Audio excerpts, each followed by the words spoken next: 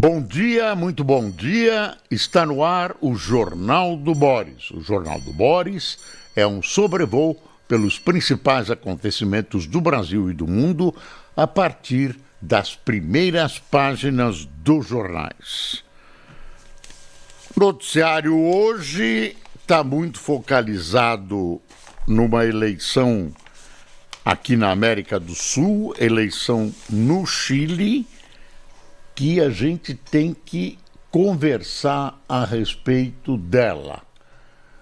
Os jornais já trazem o resultado. O resultado é uma vitória do Partido Comunista, de uma candidata do Partido Comunista, mas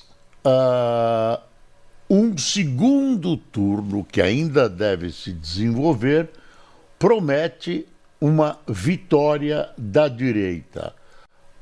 A direita no Chile, somando todos os candidatos, a direita está dividida, ela arregimenta 70% do eleitorado nesse caso. Está aqui, site da Folha de São Paulo.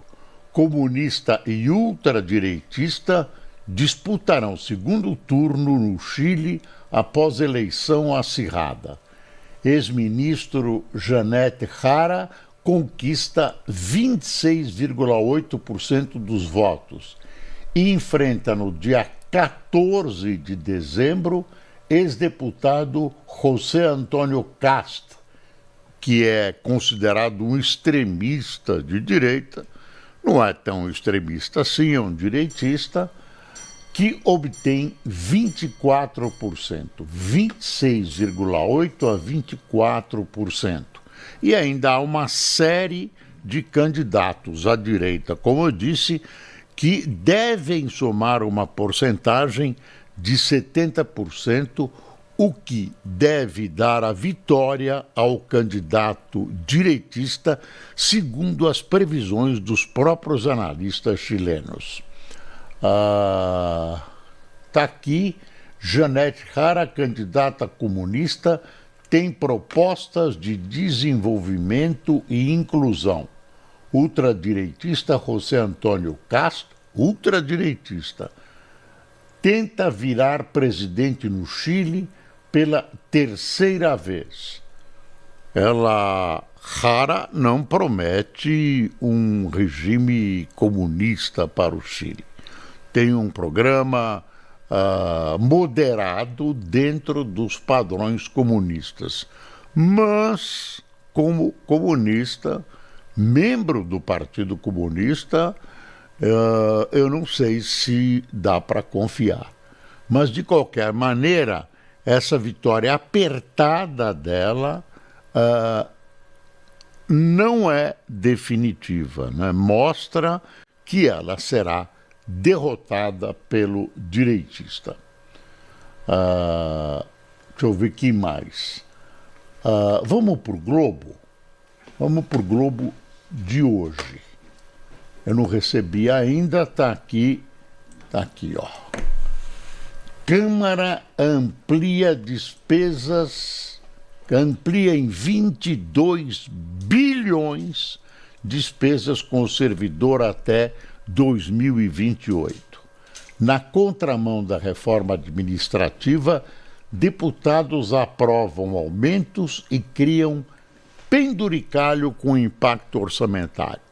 Olha, essa reforma administrativa, para mim, está condenada. Tem uma pressão muito grande contra.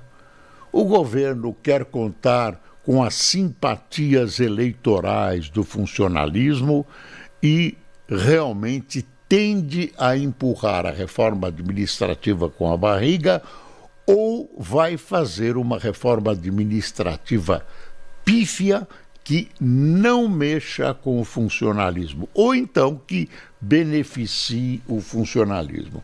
Agora, os deputados querem agradar os funcionários públicos, todo mundo quer ter o seu quinhão de apoio e, claro, é uma classe que tem muita gente de muito valor, nem todos, né? Talvez uma minoria que não tenha competência, que não trabalhe, que foi nomeado de maneiras estranhas, mas eles têm recebido aumentos generosos em relação ao operário, ao trabalhador da iniciativa privada. Deixa eu ler para você esse comecinho aqui. Enquanto a proposta de reforma administrativa caminha a passos lentos, a Câmara dos Deputados aprovou projetos que aumentam gastos com funcionalismo em 22 bilhões nos próximos 3 anos.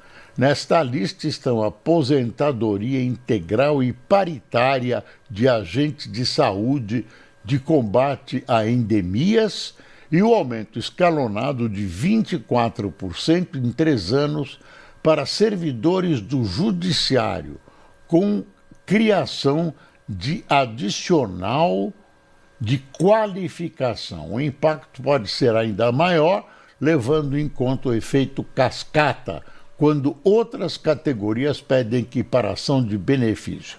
Quer dizer, quando um deputado tem o seu o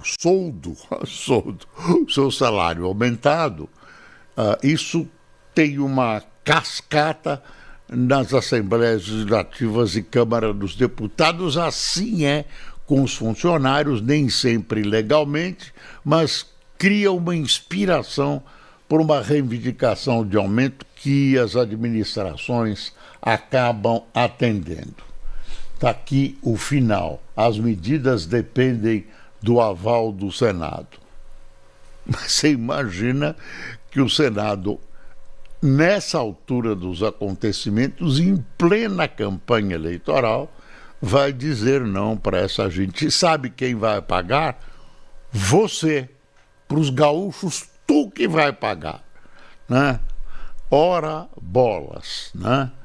A gente fala, ouve promessas e as coisas continuam da mesma maneira. Eu me lembro de um provérbio, você vai desculpar, mas é um provérbio que existe: todo dia a lesma lerda. Não é palavrão, mas todo dia a lesma lerda.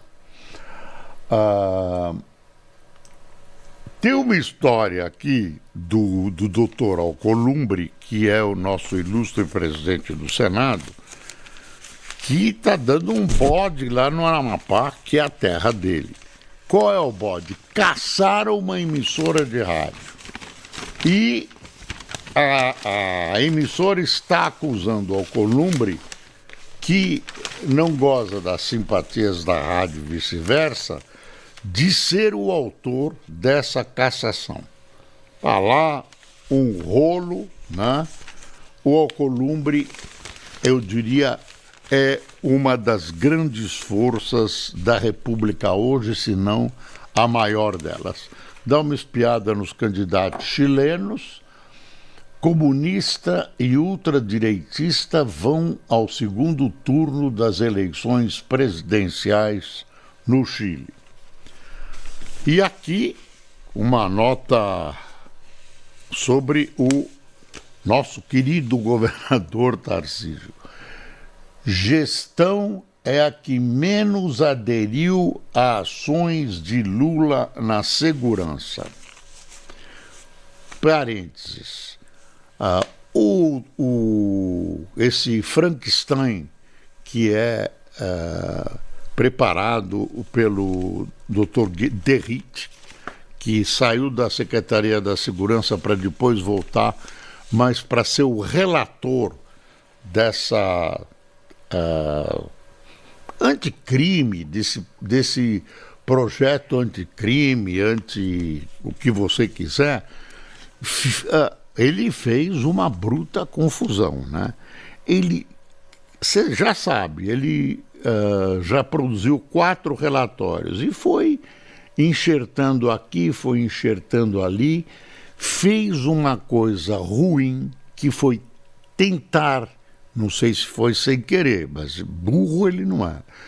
Ele tentou tirar a Polícia Federal dos estados. A Polícia Federal hoje combate determinados crimes que são considerados crimes federais. Tá? Então, ela já tem uma ação dentro dos estados sem pedir licença para governador, etc. Ele colocou uma licença obrigatória no primeiro relatório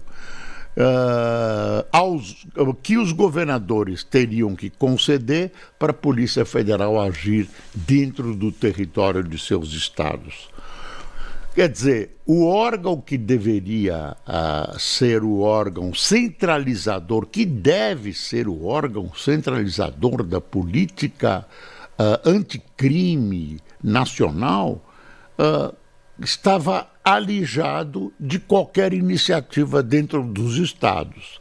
E como nós sabemos, o país é formado por estados. Quer dizer, e aí tem uma briga, né? Uma briga entre o Planalto e a Câmara dos Deputados. Está provado que o presidente da Câmara dos Deputados colocou o Derrite, que é o inimigo figadal do governo Lula, colocou para ser relator de uma matéria tão importante. Tem que haver um acordo, e agora o presidente, o ilustre presidente da Câmara dos Deputados, quer fazer votar isso ainda esta semana. Claro, todos nós temos pressa de ter um instrumento legal de combate ao crime organizado, de combate à criminalidade de violência, mas não pode ser feito nas coxas. Tem que ter enfim, tem que ser algo aprimorado. Olha, aí não, temos medo que o governo Lula tome conta da segurança. Não tem jeito, tem que haver um órgão centralizador. A Polícia Federal tem mantido, na medida do possível, uma distância do Executivo. Não sei se vai continuar mantendo, tem mantido a sua, digamos, autonomia, e a gente não sabe como é que isso vai terminar no momento em que a população clama por uma busca de algum instrumento que ajude no combate ao crime organizado e ao crime em geral. Ontem nós soubemos que quando a polícia faz uma blitz no Alemão e na Penha, no Rio de Janeiro, descobre que tem outros bandidos de outros estados escondidos lá. Tinha 4 de Goiás, por exemplo, do crime organizado de Goiás. E aí, quando a polícia quer subir, o STF cria dificuldades. Não proíbe, cria dificuldades. Deixa eu ver essa notícia, então. Gestão Tarcísio é que menos aderiu a ações de Lula na segurança. Estado de São Paulo integra 3 de 11 iniciativas na área. Governo paulista diz manter programas que atendem objetivos federais. Olha, para ser sincero, você não precisa nenhuma dessas iniciativas federais e nem as estaduais tem dado certo. Aí aparece um número positivo, no mês seguinte um número negativo. A pergunta é a seguinte: você se sente tranquilo com a segurança pública na sua cidade? Você sai, ou um filho seu, um parente seu sai de casa com a certeza que vai voltar? Melhorou a segurança pública? Você olha para trás e tem saudade de 10 anos atrás, de 20 anos atrás, quando a gente já falava da insegurança pública. E olha para frente, daqui a 10 anos, do jeito que essas coisas estão sendo tratadas, nós vamos ter saudades de hoje. Vamos achar que hoje que era bom. Agora, tem um quê ideológico, a esquerda brasileira, o PT, nunca ligou muito, sempre deixou a questão da segurança de lado. Basta ver as expressões, Freud explica, de Lula. Uma dizendo, não tem nada demais, um cara roubar um celular para tomar uma cervejinha. Vê se isso é uma frase de um presidente da República. E depois essa outra, de que os traficantes são vítimas dos viciados. Não dá para aguentar, né? E revela o que o Lula pensa, que é o que a esquerda brasileira equivocadamente pensa. Eu vou dar um exemplo que é meio estúpido. Veja os países comunistas como é que reagem com a criminalidade. Matam. A esquerda brasileira que tem esse equívoco de passar o pano nessa gente. É um problema social. Problema social nada, é um problema pessoal, pode ser um problema psicológico, aí não dá para colocar um psicólogo para cada bandido. Então isso tem que ser resolvido, como? Democraticamente, amparando as polícias, primeiro limpando também, amparando com instrumentos legais que tornam possível o combate, instrumentos modernos. Nós estamos com instrumentos mais voltados para o século passado que para o futuro. Tem infiltração, venda por exemplo, em vez de queimar, em vez de destruir, trazer para o patrimônio público essas armas, esses aviões, tudo isso, quando for economicamente interessante. Enfim, penas que sejam cumpridas. Não estou nem falando de penas mais duras, é preciso ter penas mais duras, mas que elas sejam cumpridas. O cara é condenado a uma pena de 40 anos, você vai ver, ele fica 3 meses, 6 meses, 1 ano depois sai. Por isso que a gente vê fulano de tal, uma lista desse tamanho de passagens pela polícia, de processos correndo, e as pessoas ainda culpam a Justiça e o Ministério Público, que não tem responsabilidade nenhuma, eles apenas cumprem a lei, né? E aí tem a intromissão do STF, que quer legislar, né? Estamos atravessando um período realmente ruim no país. E agora isso se passa, isso é auxiliado, empurrado pela campanha eleitoral. Não estou falando de eleições. Eleições são preciosas para a democracia e são necessárias. Mas nós não podemos permitir que as campanhas se deem dessa maneira, que as pessoas se utilizem da mentira, da promessa vã, né? Das promessas impossíveis de serem realizadas e do dinheiro público para suas campanhas eleitorais. É isso que pega. Não culpem as eleições, não. Bom, deixa eu ver aqui. Verba para promover gestão Lula supera a de utilidade pública. Governo Lula destinou 876 milhões e 800 mil reais para comunicação institucional em 2025, o que incluiu a divulgação de slogans e programas de gestão como Brasil Soberano e Gás do Povo. Ações de utilidade pública receberam 661.500 e 6 milhões. SECOM nega uso político da publicidade. Nega para quem, cara pálida? Deixa eu ver. Você vê, né? Dinheiro público em publicidade. Publicidade do governo devia ser proibida, proibida. Menos nas estatais, nas áreas onde você tem concorrência, que estão no mercado. Aliás, estou esperando uma decisão do governo Lula de privatizar os Correios, que estão dando uma despesa gigantesca e ninguém quer emprestar dinheiro para o governo, para o Correio. O Correio é uma entidade falida.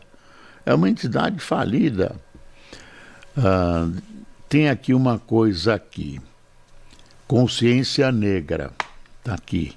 Entrevista a Dilson Moreira, professor de Direito Constitucional e vencedor do Prêmio Jabuti. Tem uma entrevista aqui que na primeira página a Folha resume da seguinte maneira: o doutor em Direito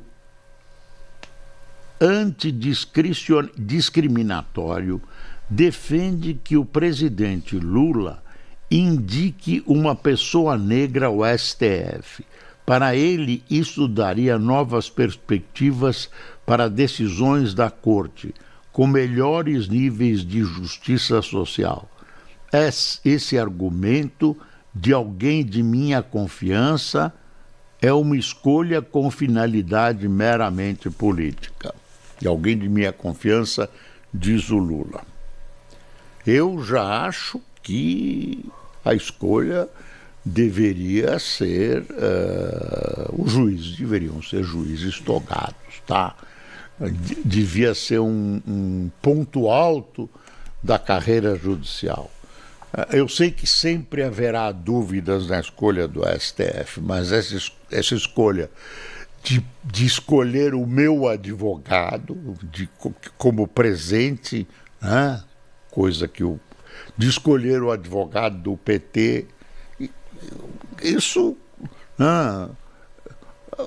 desculpe, não resolve, só complica. São decisões políticas, né, tomadas para favorecer essa ou aquela área política. E continua a questão na Venezuela. Aí a Venezuela se sente ameaçada. Maduro está chamando civis, está chamando as suas quadrilhas, as suas os civis que querem participar da defesa da pátria e tal. E ontem, surpreendentemente, ele, num chamado à paz, foi caricato se não fosse trágico. Maduro cantou Imagine, de John Lennon. Imagine esse cara com aquela voz esganiçada, com milhares de pessoas à frente cantando Imagine. Um horror. Eu tenho a impressão que ele chama a guerra desse jeito. Os Estados Unidos não decidiram, na minha opinião, o que vão fazer. Estão pressionando a Venezuela.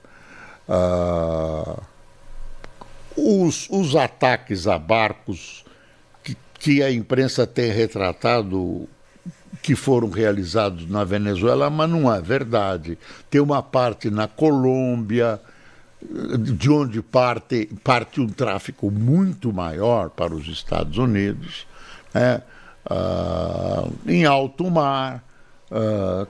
Não é democrático, não é correto, mas os Estados Unidos estão fazendo e tem muita gente que acredita, no caso da Venezuela, que os americanos querem, enfim, de alguma maneira estar presentes na maior reserva de petróleo do mundo. Talvez a maior, maior que da Arábia Saudita, que é a da Venezuela. Você vê, a Venezuela montada no petróleo é um país miserável. O pessoal está fugindo da Venezuela. Estou pegando aqui a Folha, olha a Folha, o Estadão, desculpe. São tão parecidos que eu acho que é o mesmo jornal. Orçamento bilionário consolida partidos com status de empresa. Recursos à disposição das legendas alcançam 6,4 bilhões. E os livros escolares tá faltando grana para os livros escolares. Lula, acorda, Lula. O critério que cria barreiras para partidos menores. Wagner Mancuso, professor de ciência política da USP. Tem uma outra história aqui. Saúde diz que vai agir contra médicos que faturam com os espiquecopatia. É um nome de uma suposta doença, aí eu vou devagar, que médicos estão dizendo que a vacina deixou sinais que acabam aparecendo e prejudicando a saúde das pessoas. Mas o ministro Alexandre Padilha afirmou que acionará a Advocacia Geral da União, o Conselho Federal de Medicina, contra os médicos que estão difundindo essa tese de que existe essa síndrome provocada pelas vacinas. Tem um argumento a favor da vacina, que os negacionistas não gostam de ouvir, que é o seguinte: se a vacina é ineficiente, como depois da aplicação das vacinas a Covid foi baixando? É um argumento muito forte, né? Agora, eu me reservo a não comentar essa coisa de que a vacina faz mal ou não faz mal, o que fez mal. Eu deixo isso para a ciência. Não é uma questão de opinião. Falando de opinião, dá uma espiada na Folha no fim de semana. Está aqui. Brasil do emprego recorde mantém formalidade e produtividade baixa. Nesse fim de semana nós tivemos a redução pelo presidente Trump de tarifas de café, frutas e alguns outros produtos que ficaram que ficaram muito caros nos Estados Unidos. Logo o PT e o governo saíram festejando. Não, foi o Lula. O ministro Alckmin, vice-presidente da República, disse não, é um bom começo e tal. O fato é o seguinte: essa decisão deixa mal o Brasil. Por quê? Porque o Brasil continua com os 40%, reduziu 10%, e deixou exportadores em posição melhor ou semelhante à do Brasil, os nossos concorrentes, que tinham já tarifas mais baixas. Baixou ainda mais a tarifa deles e a nossa ficou em 40%. Então não adiantou nada. Não tem o que festejar. É um bom começo. Um bom começo, nada. Essa história prejudicou o Brasil. Pode ser o prenúncio de alguma coisa. Ninguém que conhece acredita. Então, não vá nessa conversa. Foi reduzido, vamos fazer uma festa. Negativo. Essa redução, se tem alguma consequência, é contra o Brasil. Deu um impulso para os exportadores que são nossos concorrentes. Bom, quem tomou cafezinho conosco? Merência Orsi, Marcos Pedroso, Romeu Malui, César Pereira, Vânia Cecília, Denis Rodrigues, Karine Veloso, Rivael Camargo, Pedrinho Batista, Hércole Morotti, Silvânia Lobato, Vera Duarte, Rodrigues Filho, Leon Yorunac, Edson Nunes, de Palmas Tocantins, Lucas Pierre, de Porto Alegre, José Viriano, de Bonito, Mato Grosso do Sul, e Isabela Santos, do Recife. Pessoal, muito obrigado por sua audiência. Segunda-feira é um dia duro, viu? Espero você amanhã em todas as nossas plataformas, lembrando que é cada vez mais urgente passar o Brasil a limpo. Bom dia.